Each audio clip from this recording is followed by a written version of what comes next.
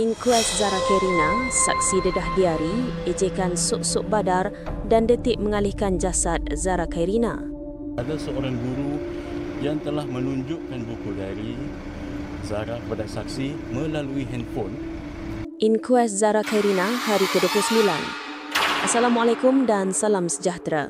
Dalam episod khas hari ini, kami bawakan laporan penuh prosiding inkuas kematian pelajar tingkatan 1 Allahyarham Zara Khairina Mahathir yang berlangsung di Mahkamah Khas Coroner Kota Kinabalu.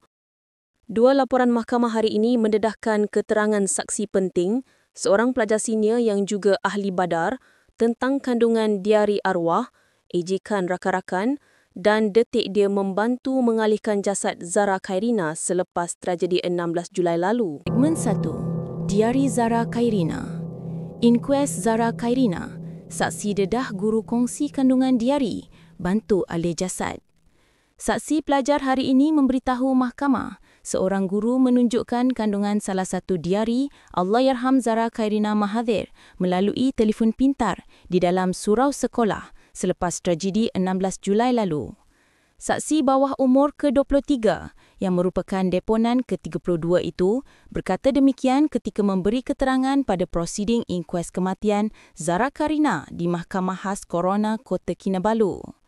Menurut Peguam Keluarga Allahyarham, Rizwandin M. Borhan, saksi itu mendedahkan mengenai kewujudan diari berkenaan yang didakwa menyimpan catatan peribadi dan pandangan Zara Khairina sepanjang berada di asrama.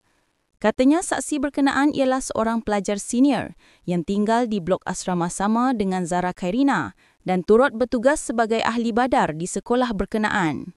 Rizwandin. Saksi mengatakan sebelum itu dia mengetahui melalui rakan-rakan bahawa Zara mempunyai diari, namun dia tidak pernah melihat atau mengetahui kandungannya.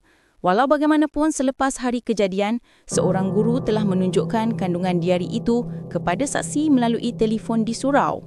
Tujuannya adalah untuk menunjukkan pandangan Zara terhadap saksi itu, katanya kepada pemberita di sini hari ini.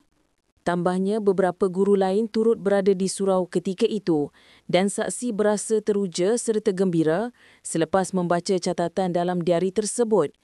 Selain itu, saksi turut memaklumkan bahawa dia antara pelajar yang turun ke aras bawah selepas kejadian dan membantu mengalihkan jasad Zara Khairina ke tepi tangga dengan arahan pihak warden.